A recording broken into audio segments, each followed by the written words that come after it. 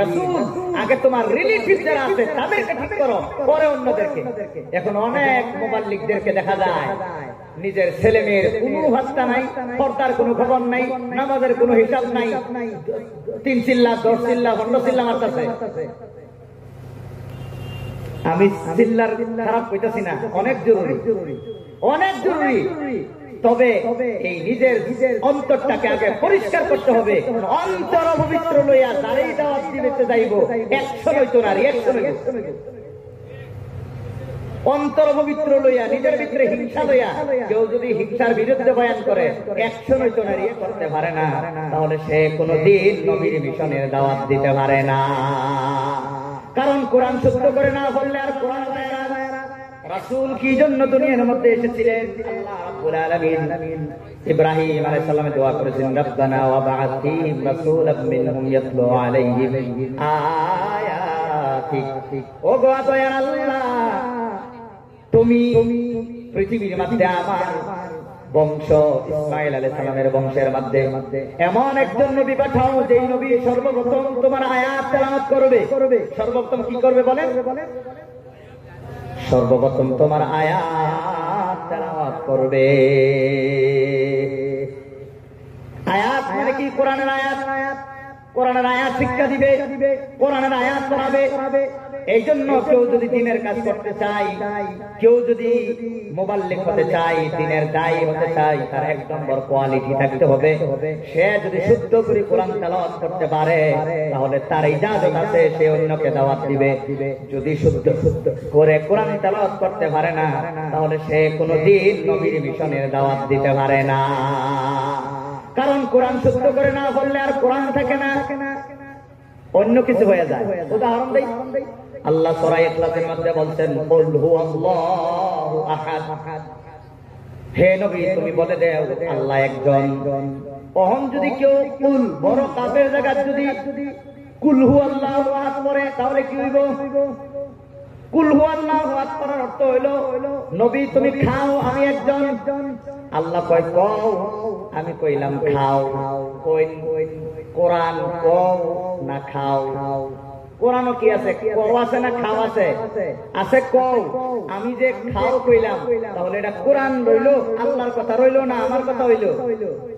তাহলে যে এতটুকু পার্থক্য করতে পারে না, হ্যাঁ দ্বীনের দাওয়াত কিভাবে দিব?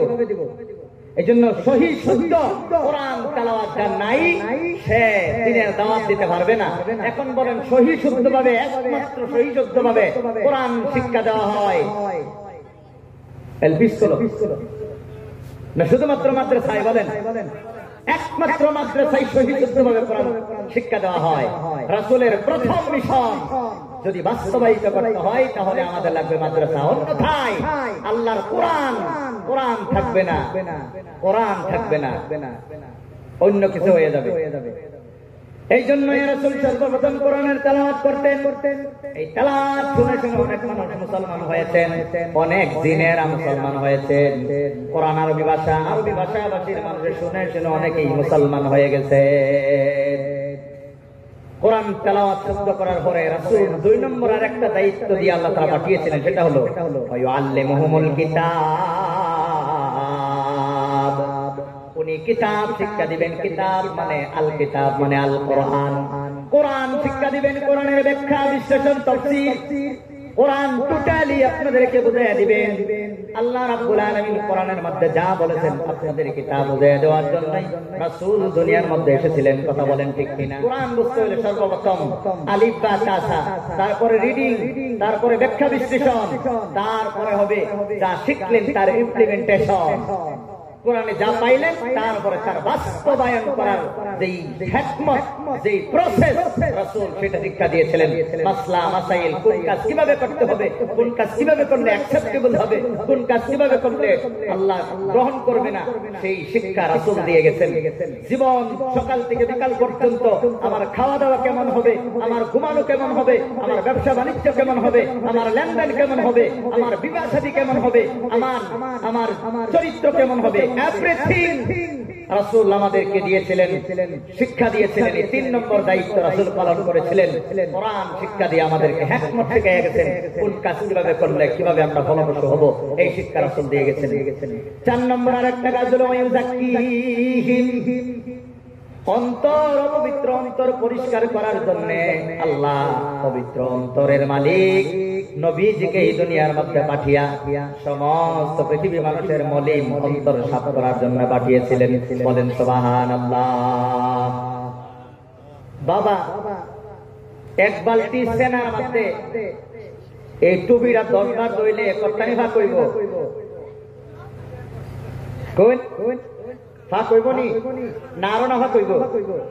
হ্যাঁ, তাহলে এই টুপিটা সেনার বালতির না সুবাইয়া বস্তুনির মধ্যে গিয়ে 2টা সুবাই দিলেই না ফাঁক থাকবো না ফাঁক হয়ে যাইব? তাহলে বেশ কম কি এক জায়গা ফাঁক করবার গেছিলাম, এটা নিজেই না ফাঁক, নিজে না ফাঁক হইয়া অন্যরে ফাঁক করতে পারে না, ক্ষমতা নাই। যে ফাঁকটা এই অন্যরে ফাঁক করতে পারে, কথা বলেন ঠিক কিনা? কখন কেউ অন্তর যদি না ফাঁকটা তার বগলে যারা যারা বন্ধু হইব, ফুলের গেরান গোলাপের গেরান তার অন্তরতে আইব না দুর্গন্ধ আয়া তারে ঘেরাও করবো? বলেন। তাহলে রাসূলের অন্তর ছিল পবিত্র। সেই সময় বর্বর মূর্খ অশিক্ষিত আরবদের অন্তর ছিল অপবিত্র। পবিত্র অন্তরের কাছে যখন অপবিত্র মানুষগুলো আসলো, তখন একজন সাহাবা আকাশের তারা হয়ে গেল। বলেন না সুবহানাল্লাহ। তাহলে অন্তর যার পবিত্র, সেই অন্য মানুষকে দাওয়াত দিতে পারবে। কারণ অন্তর অপবিত্র লইয়া যারাই দাওয়াত দিতে যাইব 100 হইতো না, 100 হইব। অন্তর পবিত্র লইয়া নিজের ভিতরে হিংসা লইয়া কেউ যদি হিংসার বিরুদ্ধে বয়ান করে 100 হইতো না, 100 হইব। কেউ যদি নিজের বোনের মাটি মাইরা অন্যরা যদি দাওয়াত দেয় তোমার বোনের মাটি দিয়া দেও, হের বয়ান 100 হইতো না, 100 হইব। যে নিজের পরিয়ালরে সংশোধন না কইরা অন্য মানুষকে সংশোধন করবার যায় 100 হইতো না, 100 হইব। এই জন্য আল্লাহ আগে নবীকে বলছেন ওয়াআনদির আশীরাতাকাল আকরাবিন, রাসূল আগে তোমার রিলেটিভ যারা আছে তাদেরকে ঠিক করো, পরে অন্যদেরকে। এখন অনেক মুবাল্লিগদেরকে দেখা যায় নিজের ছেলে মেয়ের কোনো ভাত্তা নাই, পর্দার কোনো খবর নাই, নামাজের কোনো হিসাব নাই, 3 চিল্লা 10 চিল্লা 15 চিল্লা মারতেছে। আমি চিল্লার খারাপ কইতাছি না, অনেক জরুরি, অনেক জরুরি। তবে এই নিজের অন্তরটাকে আগে পরিষ্কার করতে হবে। এই পরিষ্কার করার সিস্টেম আপনি একটা জায়গায় গেলে পাইবেন, মাদ্রাসা গেলেও হইতেন না, তাবলীগে গেলেও হইতেন না। অন্তর পরিষ্কার করার একটা জায়গা হইল খানকার মধ্যে গিয়া উপযুক্ত আল্লাহর ওলি যার অন্তর পরিষ্কার, যে সমস্ত সুন্নতের ইত্তেবা করে, ফরজ মানে, ওয়াজিব মানে, সুন্নত মানে, এবং কামিল পীরের হাতে মুরিদ হইয়া তার গুলো কিছুদিন ঘুরলে অন্তর পরিষ্কার হয়ে যাবে। এই পরিষ্কার অন্তর লইয়া যারই দাওয়াত দিবেন হেরি অ্যাকশন করবো, রিঅ্যাকশন হইতো না। বুঝছেন কি?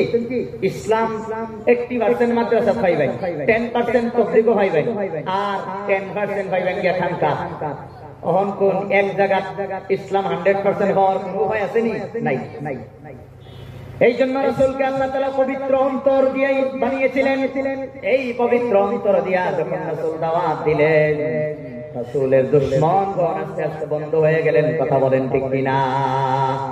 বাবা, বেশি আমি লম্বা করতে চাই না। আমি এখন আপনাদেরকে কিছু কথা আমি বলতে চাই। আমি একটা কোরআনের একটা আয়াত তেলাওয়াত করেছিলাম। আল্লাহ বলেন ইন্নাল্লাহা আশতারা মিনাল মুমিনিনা আনফুসাহুম ওয়া আমওয়ালাহুম বিআন্না লাহুমুল জান্নাহ। আল্লাহ বলে আমি মুমিনের মাল আর মুমিনের জান আমি কিনিয়া রইছি। আল্লাহ মুমিনের জান, মুমিনের মাল আল্লাহ কিনালছে একটা জিনিসের বদলা, এটা হলো জান্নাত। বলেন না সুবহানাল্লাহ। আপনারা আল্লাহকে বিশ্বাস করেননি, রাসূলকে বিশ্বাস করেননি, ফেরেশতারে বিশ্বাস করেননি, আসমানি কিতাব বিশ্বাস করেননি, তকদীর বিশ্বাস করেননি, রাসূলগণকে বিশ্বাস করেননি, মরার পরে আর একটা জীবন আছে মানেননি। তাহলে আপনারা বলেন মুমিন মুসলমান। আল্লাহ বলে এই মুমিন মুসলমানের জান আর মাল আমি কিনালছি। কের বদলা? জান্নাতের বদলা। বিআন্না লাহুমুল জান্নাহ। কের বদলা গো? জান্নাতের বদলা। ওহনি জান আর মাল একমাত্র আল্লাহর ইচ্ছায় যারা চালাইব আল্লাহ তাদেরই জান্নাত দিব। আল্লাহর ইচ্ছা কোনটা আর নিজের ইচ্ছা কোনটা? মাদ্রাসা না থাকলে কত পার্সেন্ট কয়জন সাইন্টিস্ট আইনে রায়া করে দিব?